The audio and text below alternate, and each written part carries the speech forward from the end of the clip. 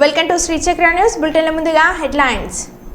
జలార్ల వలలకు చిక్కిన వింత చేపలు.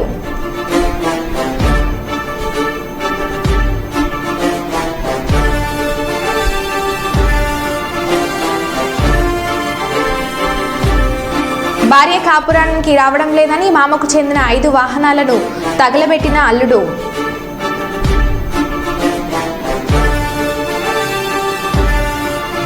టీడీపీలో ఇరు వర్గాల మధ్య ఘర్షణ.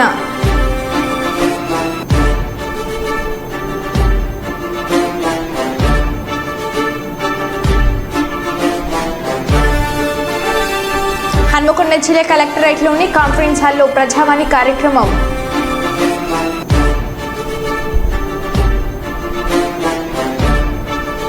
బొగ్గు గనుల వేలానికి వ్యతిరేకంగా సిపిఐ ఏఐటియుసి ఆధ్వర్యంలో ఆందోళనలు.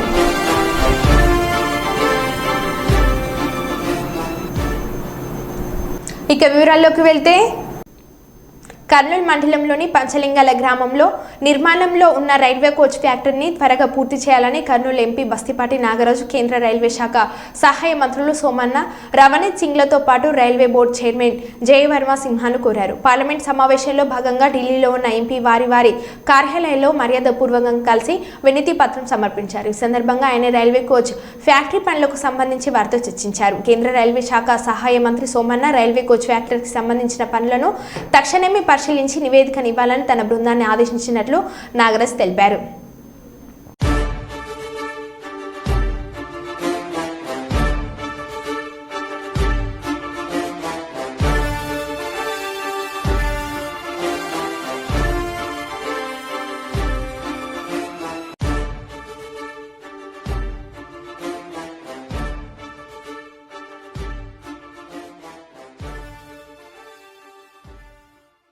ఖమ్మం జిల్లా తిరుమయ్యాలపాలెం మండలం బీచ్రాజ్పల్లి వద్ద అకేర్లో ఆశ్చర్యకర సంఘటన జరిగింది. చేపలు పట్టేందుకు వెళ్లిన బాలాజీ తన జలార్ల వలకు సముద్ర జలాల్లో కనిపించే వింత చేపలు చిక్కాయి. స్థానికులు వీటిని దయ్యం చేపలుగా పిలుస్తున్నారు.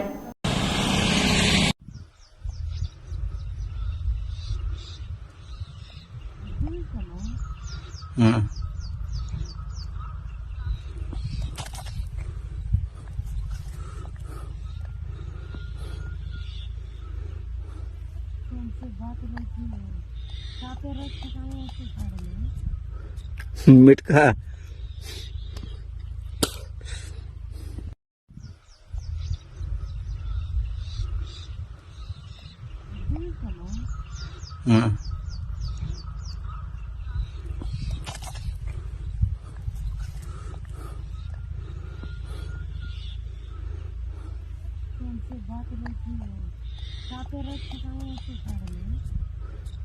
मिटका ఎన్డీఏ కూటమి ఆంధ్రప్రదేశ్లో ప్రజలకు ఇచ్చిన వాగ్దానం నెరవేర్చి ప్రజల మన్ననలను పొందుతున్న కూటమి ప్రభుత్వం ఈరోజు పింఛన్ల పండగ. కృష్ణానగర్ 26వ వార్డు గౌరవనీయులు శ్రీమతి గౌరిచేతారెడ్డి పాణ్యం నియోజకవర్గం ఎమ్మెల్యే ఆధ్వర్యంలో పెన్షన్ని పంపకం చేయడం జరిగింది. మరియు Telugu Desam party word incharge, Bharatiya Janata party మరియు జనసేన నాయకులు పాల్గొనడం జరిగింది.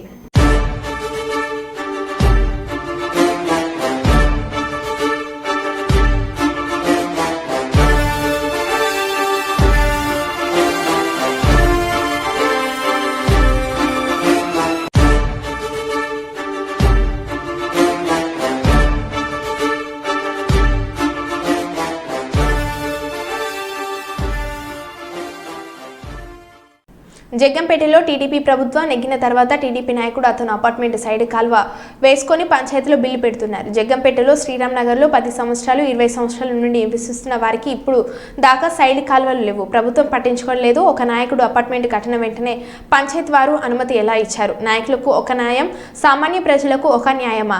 పంచాయతీ సెక్రటరీ మీద వెంటనే చర్యలు తీసుకోవాలి. లేని పక్షంలో కలెక్టర్కి ఫిర్యాదు చేస్తాము. అవే కాకుండా పోరంబోకు స్థలంలో షాపు నిర్మాణం చేశారని ఫిర్యాదు చేసినా పట్టించుకోవడం లేదు. ఒక పెద్ద వ్యాపారస్తుడు పోరంబోకు స్థలాలను ఆక్రమించి 9 షాపుల నిర్మాణం చేసిన పంచాయతీ వాళ్ళు ఎందుకు తొలగించలేదు? ప్రజలు కొన్ని అనుమానాలు వ్యక్తం చేస్తున్నారు. ఆ పెద్ద వ్యాపారస్తుడు రాజకీయ నాయకులకు మేనేజ్ చేస్తూ పంచాయతీని మేనేజ్ చేస్తూ షాపులు నిర్మాణం చేయడం జరిగిందని ఆవేదన వ్యక్తం చేస్తున్న స్థానికులు.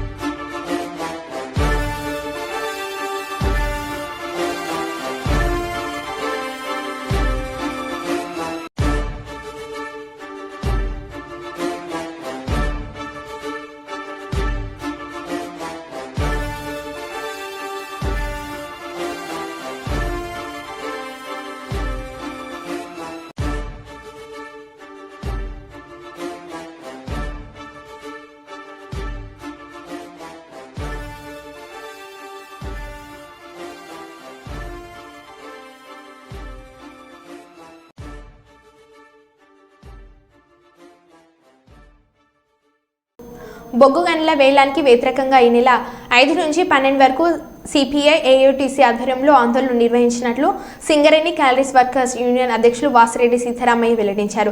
కేంద్ర ప్రభుత్వం ఎంఎంఆర్టీఆర్ చట్టాన్ని మార్చి దేశంలో కొత్త బొగ్గు గనులను ప్రైవేట్ వారికి వేలం ద్వారా నిర్ణయించేందుకు ఇచ్చిందన్నారు. కేంద్ర మంత్రి కిషన్ రెడ్డి సింగరేణి రక్షణకు పాటుపడాలని డిమాండ్ చేశారు. వెంటనే పర్మిషన్లు తీసుకురావాలి. ఈ పర్మిషన్లు లేకపోవడం వల్ల ఇవాళ ఆర్కేపీఓసి సంవత్సరంన్నర కాలం మూతపడే ప్రమాదం వచ్చింది. VK7 ఇంకా సంవత్సరం దాకా ఓపెన్ అయ్యేటట్లేదు. అట్లనే మణుగూరులో OC2 ఎక్స్టెన్షన్ ఏదైతే ఉందో డిప్ సైడ్ ఎక్స్టెన్షన్ అది కూడా పర్మిషన్ లేక ఆగుతుంది. ఇవన్నీ కూడా పర్మిషన్ తీసుకొచ్చి త్వరలో ఏర్పాటు చేయాలి.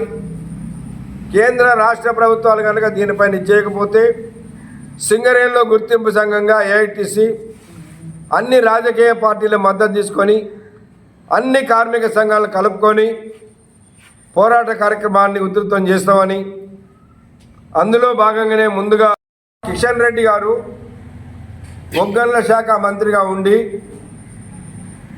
60 మైన్స్ని ఏదైతే టెండర్ పిలిచారో దాంట్లో ఒక మైన్ సింగరేణిది, 59 బావులు కోల్ ఇండియావి.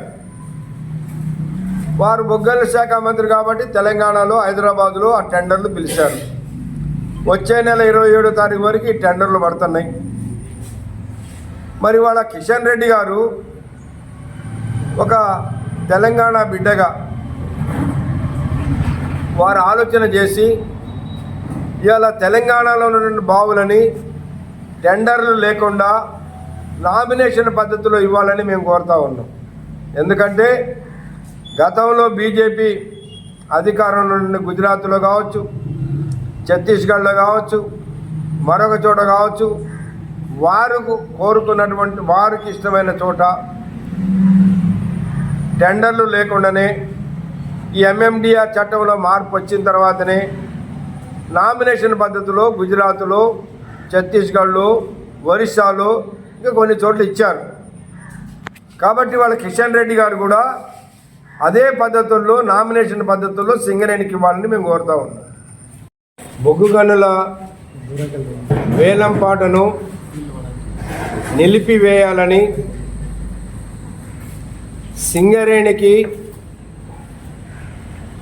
ఈ ప్రాంతంలో ఉన్న మైన్స్ని నామినేషన్ పద్ధతిలో ఇవ్వాలని భారత communist party, CPI, AITC, Singareni college workers union ఆధ్వర్యంలో రేపు 5వ తేదీ నుండి పోరాట కార్యక్రమాలు చేపట్టడం జరుగుతూ ఉంది. 5వ తేదీ నాడు రాష్ట్ర వ్యాప్తంగా అన్ని కలెక్టర్ ఆఫీసులని ముట్టడి చేయడం జరుగుతూ ఉంది. 6వ తేదీ నుండి అన్ని సింగరేణి జనరల్ మేనేజర్లు హెడ్ ఆఫీసుల ముందు రిలే నిరాహార దీక్షలు వారం రోజులు చేయడం జరుగుతూ ఉంది. ప్రధానంగా సింగరేణి కాలనీస్ని 1945లో నైజాం నవాబ్ ప్రభుత్వం అప్పుడు ఉన్నటువంటి ఈ దక్కన్ కంపెనీని ఏఐటీసీని యూనియన్ నాయకులు దేవూరి శేషగిరిరావు, మగ్దుం మొయినుద్దీన్, సర్వదేవ్ భట్ల రామనాథం, మనుబోతుల కొమరయ్య గారు లాంటి నాయకుల ఆధ్వర్యంలో పోరాటం జరపడం వల్ల దక్కన్ కంపెనీ సింగరేణి కాలేజీగా ప్రభుత్వ రంగ పరిశ్రమగా ఏర్పడింది. అప్పటి నుండి కూడా ఆనాడు అగ్రిమెంట్ కూడా నైజాం నవాబ్ రాసిచ్చింది ఏంటంటే గోదావరి నదీ పరివాహక ప్రాంతంలో ఎక్కడ బొగ్గు దొరికినా అది సింగరేణి కాలేజీకి ఇవ్వాలని రాసేయడం జరిగింది. అటువంటి దాన్ని గోదావరి ఖని ఎన్నికల ముందు ప్రజలకు ఇచ్చిన హామీ మేరకు ప్రజాపాలన అందించే దిశగా నేటి నుండి రామగుండం మున్సిపల్ కార్పొరేటర్ పరిధిలోని డివిజన్ బాటా కార్యక్రమానికి శ్రీకారం చుట్టడం జరిగిందని రామగుండం ఎమ్మెల్యే మక్కన్ సింగ్ దాస్ ఠాకూర్ అన్నారు. ఈ మేరకు పెద్దపల్లి జిల్లా రామగుండం మున్సిపల్ కార్పొరేషన్ పరిధిలోని 38వ డివిజన్ ఇందిరానగర్లోని కాలనీలో ఇంటింటికి తిరుగుతూ ప్రజా సమస్యలను అడిగి తెలుసుకున్నారు. ఎమ్మెల్యే వెంట నగర mayor Anil Kumar, municipal commissioner Srikanth, Ramagundam తహసీల్దార్ కుమారస్వామి, సంబంధిత అధికారులు ఉన్నారు. డివిజన్ ప్రజలు ఎమ్మెల్యే దృష్టికి తీసుకొచ్చిన సమస్యలను త్వరితగతిన పరిష్కరించాలని వివిధ శాఖల అధికారులకు ఎమ్మెల్యే సూచించారు.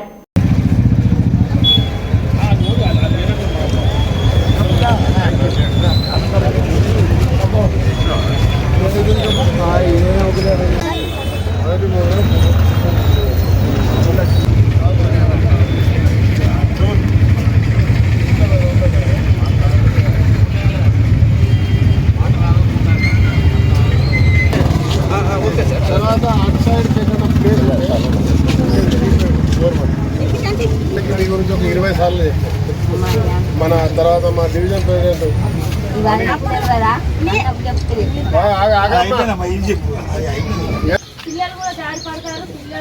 ఎన్ని సంవత్సరాలు రోడ్ 15 సంవత్సరాలు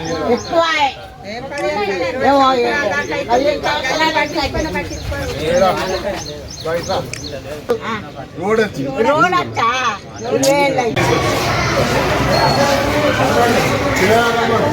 అమ్మా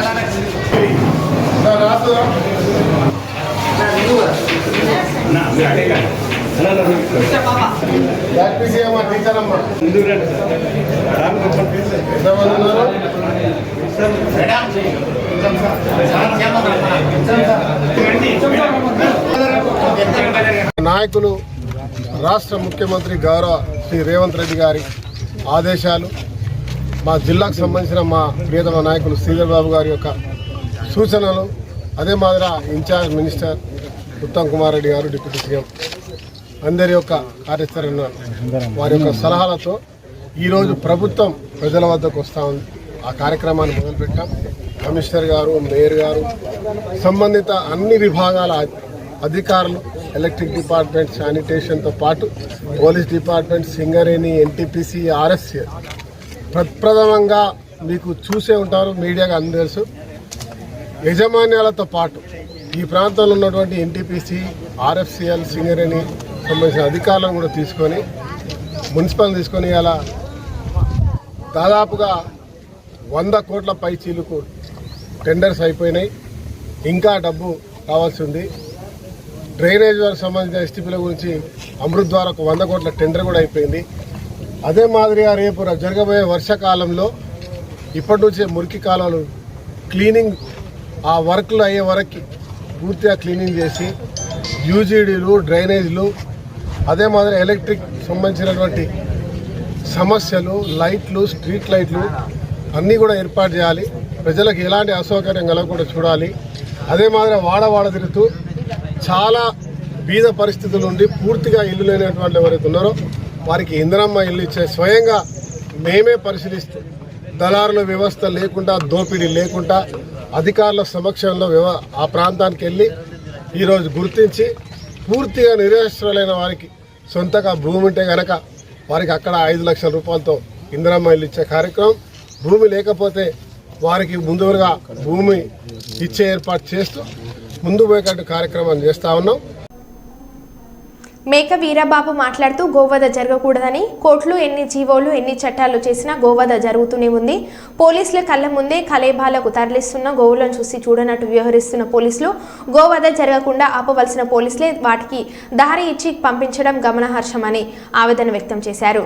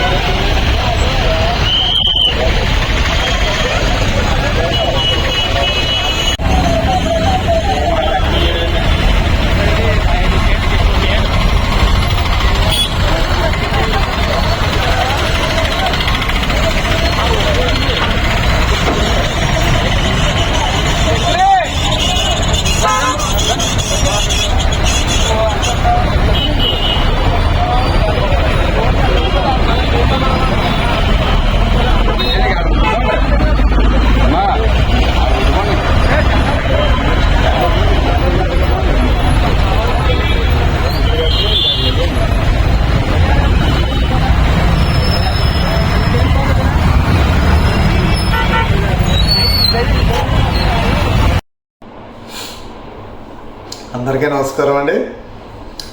నా పేరు వీరబాబు, జగ్గంపేట. గోవధ జరగరాదని కోర్టులు ఎన్ని జీవోలు రిలీజ్ చేసినా, ఎన్ని చట్టాలు చేసినా కానీ గోవధ జరుగుతూనే ఉంది.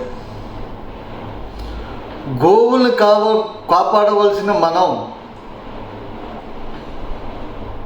కళ్ళ ముందే కపాలాలు తరలిస్తున్న, చూసి చూడనట్టు వ్యవహరిస్తున్న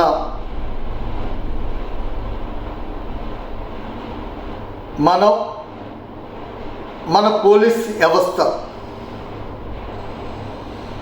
ఒక సామాన్య మానవుడే గోవుల్ని గోవధ తరలిస్తుంటే ప్రాణాలకు తెగించి గోవుల్ని పట్టి ఎఫ్ఐఆర్ కట్టించే వరకు కూడా పోరాడుతున్న ఈ రోజుల్లో పోలీస్ డ్యూటీ చేస్తూ గోవుల అక్కవ రవాణాని అరికట్టవలసిన పోలీసు వారే వారికి దారి మార్గం చూపించి మరీ సహకరిస్తుంటే ఇదేనా మన సమాజం? ఇదేనా మనకి పెద్దలిచ్చిన రాజ్యాంగం? కేవలం కాసులు కక్కుర్తు పడి గోవులను తపాలాకి తరలిస్తుంటే వారికి సహకరించే మన గోమాతను రక్షించవలసిన మనం శిక్షిస్తుంటే చూస్తూ ఊరుకుంటాం. ఏమంత ధర్మం కాదని ఈ వీడియో ద్వారా తెలియజేసుకుంటూ అందరూ గోవుని రక్షించుకుంటాం. గోమాత బాగుంటే అందరూ బాగుంటాం. జై హింద్, జై భారత్. భారత ప్రభుత్వం తీసుకొచ్చినటువంటి కొత్త క్రిమినల్ చట్టాలకు వ్యతిరేకంగా కర్నూలు జిల్లా కోర్టు ముందు all India lawyers union, Indian association lawyers ఆధ్వర్యంలో నిరసన కార్యక్రమం జరిగింది. ఈ సందర్భంగా పలు జిల్లా అధ్యక్షులు సింగరాజ్ లక్ష్మణ్ మరియు కర్నూలు జిల్లా బార్ ప్రధాన కార్యదర్శి, ఐఏఎల్ జిల్లా ప్రధాన కార్యదర్శి రవికాంత్ ప్రసాద్ మాట్లాడుతూ కేంద్ర ప్రభుత్వం ఈ చట్టాలను హడావిడిగా తీసుకొచ్చిందని, న్యాయం నిపుణులు కానీ పార్లమెంట్లో కానీ చర్చ జరగకుండానే ఈ చట్టాన్ని తీసుకొచ్చారని, దీనివల్ల అనేకమైన సమస్యలు ఉత్పన్నం అవుతున్నాయని, భారత రాజ్యాంగం ఇచ్చినటువంటి హక్కులకు భంగం కలుగుతుందని, ప్రాథమిక హక్కులకు ఆటంకం కలుగుతుందని వారు విమర్శించారు. నేటి చట్టాలతో న్యాయశాఖ యొక్క ప్రాధాన్యతను తగ్గిస్తూ పోలీసులు మరియు సాధారణ మెజిస్ట్రేట్లకు అధికారులు అప్పచెప్పి జ్యుడిషియల్ మెజిస్ట్రేట్ అధికారులు కుదించినట్లు అవుతుందని, దీనివల్ల సాధారణ ప్రజలకు న్యాయం కోసం పోరాడే వ్యక్తులు ఇబ్బంది కలుగుతుందని అని వారు తెలిపారు. భారత ప్రభుత్వం తీసుకొచ్చినటువంటి కొత్త చట్టాలను భారత రాజ్యాంగం ఈరోజు దేశంలో అమలు కానున్నటువంటి 3 క్రిమినల్ చట్టాలపైన కర్నూలు జిల్లా కోర్టు యందు ఐఏఎల్ ఆధ్వర్యంలో, అలాగే బార్ అసోసియేషన్ సభ్యులు, సీనియర్ అడ్వకేట్ సంబంధంలో చట్టంలో ఉన్నటువంటి లొసుగుల ఆధారంగా మేము చెప్పేదయ్యా ఒకటే. ఈరోజు చట్టంలో అమలుకి వచ్చినటువంటి చట్టాలు కేవలము కేంద్రంలో ఉన్నటువంటి హోంశాఖ ప్రతిపాదించిన చట్టాలు ఆధారంగా చేసుకొని ఈరోజు అమెండ్మెంట్ చేయడం రాజ్యాంగ విరుద్ధం. ఏది ఏమైనప్పటికయ్యా, మీరు చేస్తున్నటువంటి చట్టంలో పార్లమెంట్ చేసి ప్రతిపక్షాన్ని సస్పెండ్ చేసి మీరు తలుపులు మూసుకొని తీర్మానం చేసిన చట్టం. ఈ చట్టాల వల్ల ఇంత పెద్ద ప్రజాస్వామ్యంలో విఘాతం కలుగుతుంది అనేది న్యాయవాదుల సంఘంగా మా యొక్క అభ్యర్థన. రాబోయే కాలంలో అయ్యా మేము రేపు జూలై 6వ తారీఖున రాష్ట్ర బార్ కౌన్సిల్ ఆఫ్ ఇండియా పిలుపు మేరకు దేశంలో ఉన్నటువంటి న్యాయవాదుల సంఘాలు, అలాగే అభ్యుదయభావాల సంఘం, అన్ని సంఘాల ఐక్యమై ఈ 3 చట్టాల పట్ల వ్యతిరేకతను ఎక్కువ ఉంది. దీనివల్ల ముఖ్యంగా ఏంటంటే ఈ దేశంలో ఇంత పెద్ద ప్రజాస్వామ్యంలో న్యాయ వ్యవస్థతో సంబంధం లేకుండా కేంద్రంలో ఉన్నటువంటి అధికార పార్టీ, కేంద్ర హోంశాఖ చేసినటువంటి చట్టాలు ఇది ప్రజా శ్రేయస్కరం కాదు, ఇది రాజ్యాంగ విరుద్ధం అనేది మా న్యాయవాదుల యొక్క అభ్యర్థన. కాబట్టి రాబోయే కాలంలో ఈ 3 చట్టాల క్రిమినల్ చట్టాల పైన దేశంలో ఉన్నత న్యాయస్థానం అనేటువంటి సుప్రీంకోర్టు తూచా తప్పకుండా రద్దు చేసే ప్రజల పక్షాన ఉంటుందని ఆంక్షిస్తూ మరి అలాంటి అవకాశం మాకు వస్తుందని న్యాయవాదుల సంఘంలో ప్రజల పక్షాన రాజ్యాంగ స్ఫూర్తిపరంగా కర్నూలు జిల్లా మంత్రాలయంలో ఉద్రిక్తత నెలకొంది. టీడీపీలో ఇరు వర్గాల మధ్య ఘర్షణ చెలరేగింది. జెడ్పీ స్కూల్లో మధ్యాహ్న భోజనం ఏజెన్సీ విషయంలో ఘర్షణకు దిగారు. టీడీపీ జిల్లా అధ్యక్షుడు తిక్కారెడ్డి వర్గీయులపై మొన్నటి ఎన్నికల్లో ఓడిపోయిన టీడీపీ ఎమ్మెల్యే అభ్యర్థి రాఘవేంద్ర రెడ్డి వర్గం దాడి చేసింది. పోలీసులు ఇరు వర్గాల చెదరగొట్టడంతో పరిస్థితి అదుపులోకి వచ్చింది. మంత్రాలయం నియోజకవర్గంలో తిక్కారెడ్డి వర్గం, రాఘవేంద్ర రెడ్డి వర్గాల మధ్య విభేదాలు రోడెక్కాయి. మంత్రాలయం టీడీపీ ఇన్ఛార్జ్ తానేనని, మధ్యాహ్న భోజన ఏజెన్సీలు, స్టోర్ డీలర్లు తమకే కావాలని రాఘవేంద్ర రెడ్డి వర్గం పట్టుబడుతుంది. ఇప్పుడు ఏకంగా బాహాబాహీకి దిగాయి. 10 రోజుల క్రితం వంట ఏజెన్సీ కోసం ప్రాథమిక పాఠశాలలో ఒకరిపై ఒకరు దాడి చేసుకున్నారు. మంత్రాలయం జిల్లాలో సంచలనంగా మారింది. టీడీపీ నేతలే బాహీకి దిగడం ప్రజలు భయాందోళనకు గురవుతున్నారు.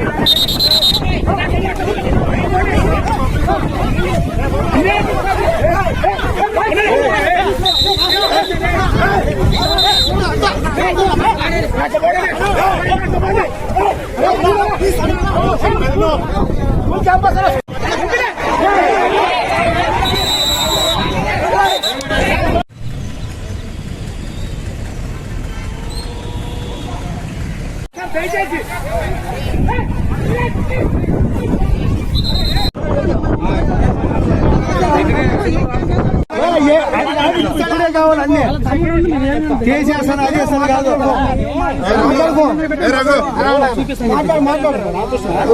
రఘు, మీ స్వామికి ఏం చెప్తున్నాను 10 రోజుల కిందట ఇంటికాడికి రా మాట్లాడుతున్నారు వచ్చి 7 రోజులకి ఏం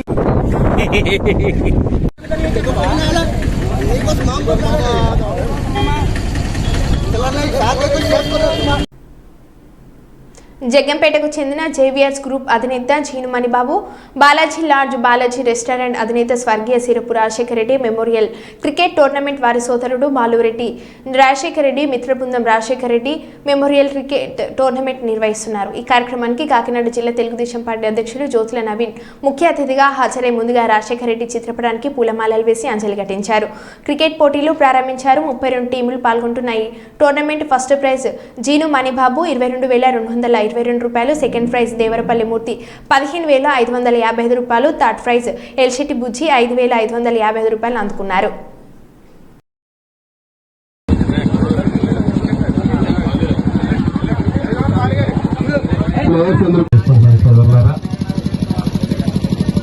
ఒక పక్క సంతోషం, ఒక పక్క బాధ.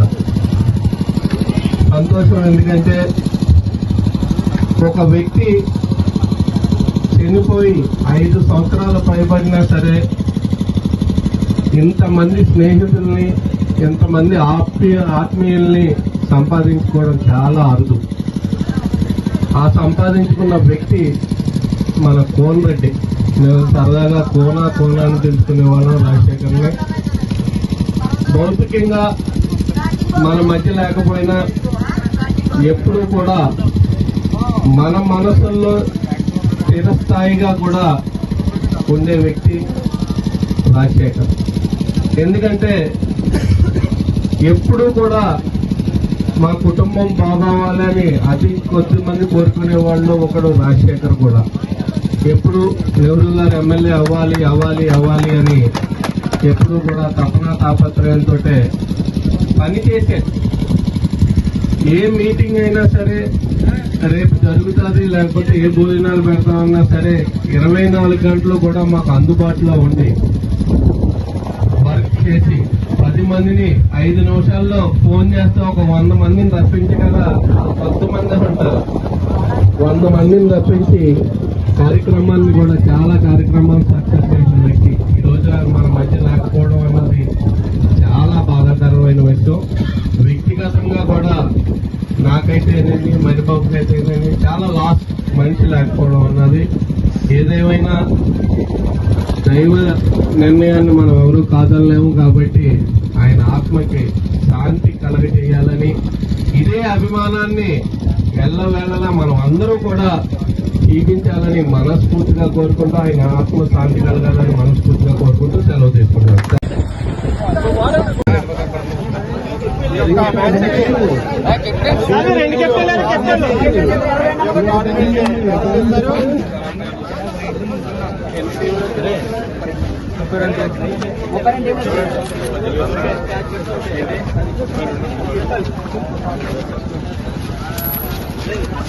ఒకసారి సాగరానియా వెనకుండా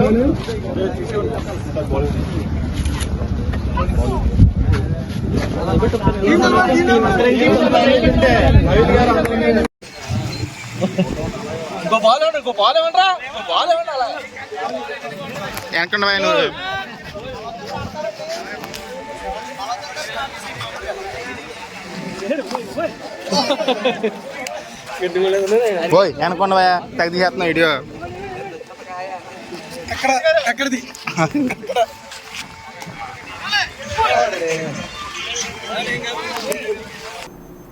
మరో బులెటిన్లో మళ్ళీ కలుద్దాం. Stay tune.